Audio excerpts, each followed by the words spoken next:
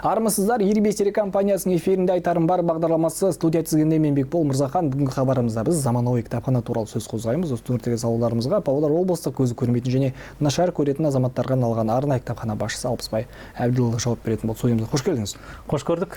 Ең бірінші сұрақ, жалпы енді Павлодар облыстық арнайы кітапханасының бүгінгі тыныс-тіршілігі туралы айтып берсеңіз, жақында кітапхана жаңғыртудан өтті, енді қандай жұмыстар атқарылды? Дұрыс айтасыз.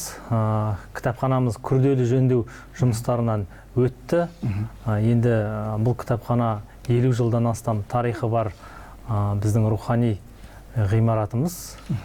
Енді сәті түсіп, биылғы жылы күрделі жөндеу жұмыстары толықтай аяқталып, қайтадан пайдалануға берілді.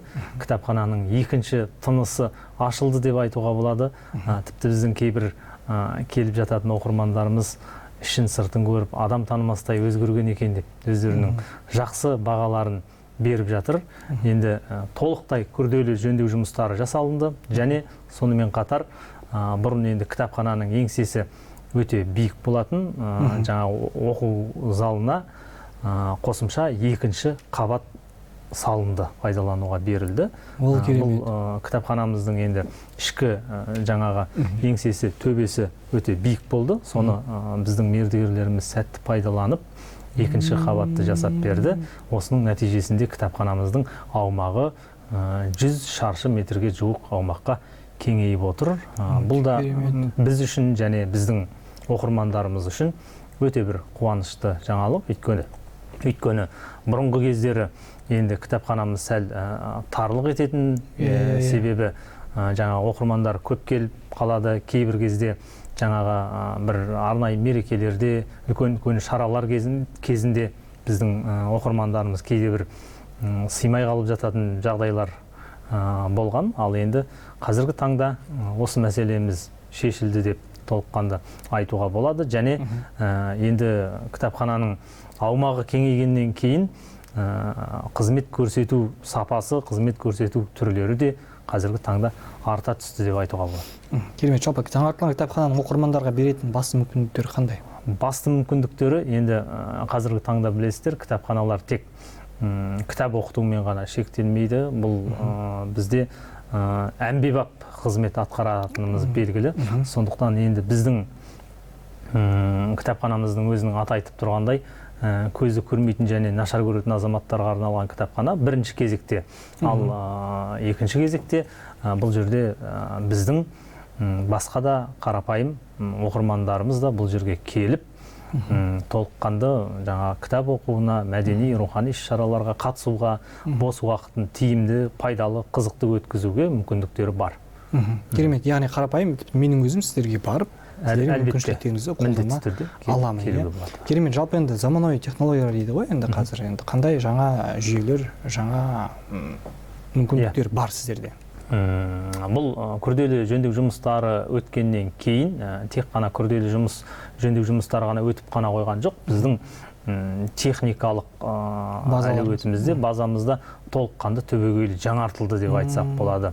Тіпті жаңағы қызметкерлердің, кітапханашылардың компьютерлары, басып шығаруға арналған принтерларымыз, осының барлығы жаңартылып отыр. Сонымен қатар жаңа технологиялар да бізге әкелінді. Осы Мегапро ғой? Мегапро және тағы да басқа технологиялар бар. Бұл жерде жаңағы кітаптарды чиптеу, енді бұл кітаптардың қолды болып кетпеуінің алдын алу, кітапханадағы кітаптар жоғалмауы тиіс. Себебі енді бұрынғы кездерде әртүрлі жағдайлар болған, алған кітаптарды қайтарылмай қалатын, немесе жаңағы артынан бәлен рет хабарласып жүріп әкелетін оқырмандарымыз да болды. Енді әркім әртүрлі ғой. Сондықтан қазіргі таңда кітап қолды болып кетпеуі үшін осындай арнайы чип орнатылады әрбір кітапқа, және есіктің алдында қорғаныс бағаналары бар. Бұл жерде жаңағы сигнализация дейміз, яғни рұқсатсыз шығарылып бара жатқан кітаптар болса, бірден сигнал дабылы іске қосылады да,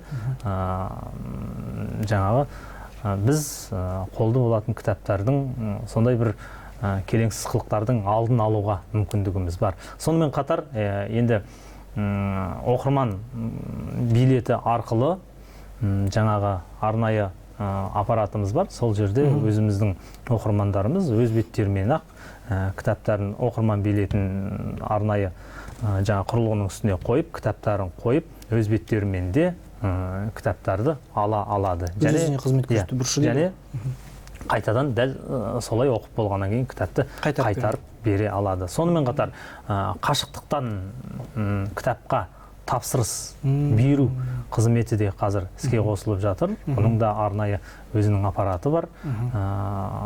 Біз жаңағы оқырмандарымыздың уақытын тиімді пайдалану үшін осындай да жақсы бір дүниені іске қосып жатырмыз. Сонымен қатар енді жаңа заманауи технологиялар туралы айтып жатырмыз ғой. Осы кезде Тифло комплекс аппараты бізге берілді. Бұл көзі көрмейтін және нашар көретін азаматтарға арналған Брайль қарпіндегі кітаптарды басып шығаруға арналған аппарат. Бұның басты артықшылығы, бұл аппарат бұған дейін де кітапханада негізі болған, бірақ қазіргі заманауи аппараттың ең басты ерекшелігі бұрын жаңағы біздің кітапхана қызметкерлері Брайль қарпіндегі әріптерді қолменен теріп солай қызмет ететін болса, қазір кез келген онлайн мәтінді алып көшіріп және автоматты түрде Брайль қарпіне ауыстыруға мүмкіндік бар. Бұл дегеніміз кітапханашылардың, дәл осы Брайль қарпінде жұмыс жасайтын кітапханашылардың жұмысы едәуір жеңілдеді және тезірек, нәтижелі, сауатты қызмет көрсетуге мүмкіндік арта түсті деген сөз. Осы Тифло комплекс аппаратын пайдаланып, біз қазір арнайы кітаптарды басып шығарудамыз. Мәселен, биылғы жылы «Бір ел, бір кітап» республикалық акциясына қазақтың қабырғалы жазушысы Қабдеш Жұмаділовтің «Тағдыр» деген романы таңдалып алынғаны белгілі. Бұл «Тағдыр» романы қазақтың кешегі көшпелі қазақтың өмірінен енді бір талайлы тағдырынан сыр шертетін үлкен роман. Әсіресе шеттегі қазақтардың мәселесі, тағдыры, басынан кешкен қиындықтары өте жақсы суреттелген шығарма. Осы шығарманы біз қазір Брайль қарпіне ауыстырып, Брайль қарпіндегі нұсқасын дайындап жатырмыз. Енді «Тағдыр» романы өзі жалпақ басылымдағы кәдімгі кітап ретінде де бізде өте жақсы сұранысқа ие, және өкінішке қарай кітапханалардың көбінде бұл кітап жоқ деп айтуға болады. Мысалы, облыстық кітапханада бірнеше данасы бар, ал басқа кітапханалардың кейбірінде өкінішке қарай бұл кітап жоқтың қасы. Қазақ айтады ғой, қасқалдақтың қанындай деп бір іздеп жүрген дүниені.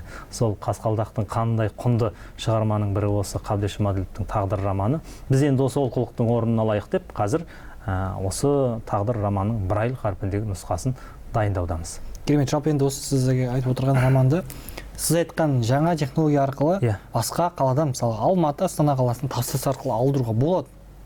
Мен солай түсініп отырмын, дұрыс қой? Біз басып шығарып беруімізге ме? Жоқ. Мен қарапайым оқырман ретінде сіздерге келіп, менің кітабым сіздерде мысалға жоқ екен. Соны енді алдыңғы енді сіздің жауабыңызға айтып отырмын ғой. Сонда басқа қаладан кітаптарды тапсырып бере аламын ғой, иә? Яғни дәл осы романның өзі мысалға енді сіздерде енді жоқ болса, басқа қаладан яғни сіздерге алып келіп береді, мен оқимын, иә.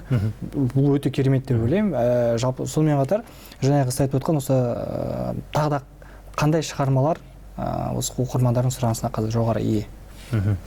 Енді оқырманның сұранысына қазіргі таңда көркем әдебиетті біздің оқырмандарымыз көбірек оқиды, және қазіргі соңғы кезде бір байқағаным, кейбір оқырмандарымыз әлеуметтік тақырыптарға қатысты кітаптарды, мотивациялық кітаптарды, кәсіпке баулитын кітаптарды да іздеп жататындығын жиі байқап жүрмін. Бұл әрине қуантады. Өйткені бізде енді аты айтып тұрғандай арнайы кітапхана, біздің оқырмандарымыздың да көбі ерекше оқырмандар, айрықша оқырмандар. Сондықтан ондай адамдарда қоғамнан шет қалмауы тиіс, қоғамдық жұмысқа белсенді араласып, өздерін толыққанды қоғамның бір мүшесі ретінде сезінудеріне толыққанды құқылы. Сондықтан ол азаматтарда өздерін басқа қарапайым адамдармен тең дәрежеде ұстауға тиісті, және соған біз мүмкіндіктер жасау керекпіз. Сондықтан жаңағы мотивациялық кітаптарды, кәсіпке баулитын, бизнеске баулитын кітаптарды көбірек іздеп жатқандығы біздің көңілімізді өте қатты қуантады. Алдағы уақытта мемлекеттік тапсырыспен кітаптарға тапсырыс беретін болсақ, осы жағында ескеру ойымызда бар. Өйткені бұрын мемлекеттік тапсырыспенен жаңағы арнайы тапсырыс берген кезде көбінде көркем әдебиеттерге тапсырыс берсек, енді алдағы уақытта осы жағында заманауи тұрғыдан да қарап көрмекшіміз. Яғни біздің оқырмандарымыздың сұранысын біз толыққанды қанағаттандыруға тиістіміз. Керемет. Алпысбай Әділбек, жалпы айтып өтсеңіз, брайль қарпіндегі кітаптар мен аудио кітаптар қоры қаншалық жалпы? Қор бойынша айтып өтсеңіз. Енді бізде қор бойынша айтатын болсақ, қазір 74 мыңнан астам кітап қоры бар. Бұл жерде брайль қарпіндегі кітаптар, жалпақ басылымды кітаптар, аудио кітаптар деген секілді енді бірнеше этапқа, бірнеше түрге бөлінеді біздің кітабымыздың қоры. Және сол 74 мыңның ішінде мерзімді басылымдар да еніп отыр, яғни газеттер мен журналдарымыз.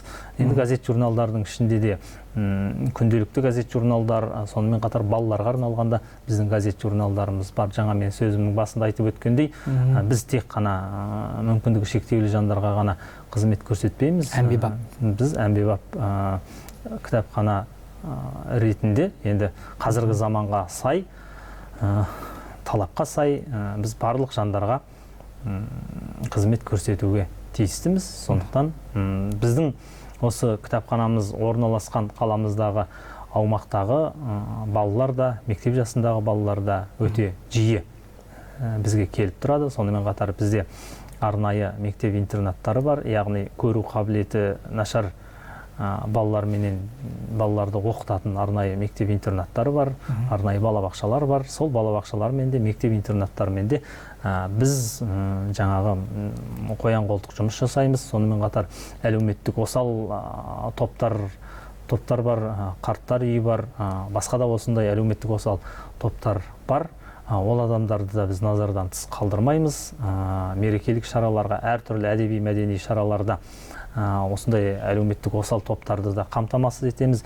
Өзімізде барып қызмет көрсететін сәттеріміз де болады. Яғни жаңағы айтып өткен сөзімді қайтадан қайталасам, бізде барлық адамның құқығы тең ғой. Сондықтан бәріне қызмет көрсетуге тиістіміз. Енді қазіргі таңда кітапханалар, бұрын кітапханалар енді шыны керек айтып жатады, барлық тыныш болады. Яғни кіресің, барлығы тып-тыныш, кітабыңды аласың, қажетті ақпаратты аласың, оқисың, содан кейін не болмаса үйге алып кетесің, не болмаса сол жерде оқисың. Қазір кітапханаларда енді әр дата, әр атаулы күндер ауқымды түрде аталып өтіледі. Дұрыс қой. Сіздерде де осылай ма қазір? Бар, иә. Оның алдын ала жылдық жоспарымыз бар. Сол жоспарға сәйкес қызмет етеміз. Одан кейін жоспардан да тыста кейін әртүрлі шаралар қосылып жатады. Енді министрліктің тарапынан, жергілікті басқарманың тарапынан әртүрлі мәдени, әдеби, рухани шаралар қосылып жатады. Спорттық шаралар да бар арасында. Сондықтан барлығында назардан тыс қалдырмай жоспар бойынша жасаймыз. Ең ауқымды жобалар туралы айтып өтсеңіз, сіздерде қазір жүзеге асырылып жатқан? Бізде жүзеге асып жатқан жобаларымыз әрине бар.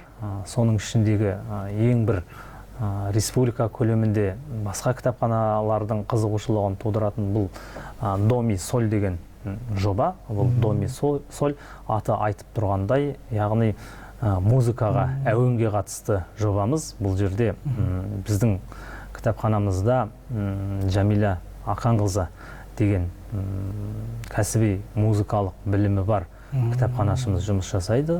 Сонымен қатар Жеңіскүл Молдабайқызы деген біздің кәсіби музыкалық білімі бар оқырманымыз бар. Ұзақ жылдардан бері осы біздің кітапханамызға келіп тұрады ол кісі. Сол Жеңіскүл Молдабайқызының ерекше қарым қабілетін пайдалана отырып, осындай бір жақсы жоба өмірге келген. Бұл жоба жаңағы енді музыкада 7 нота бар ғой.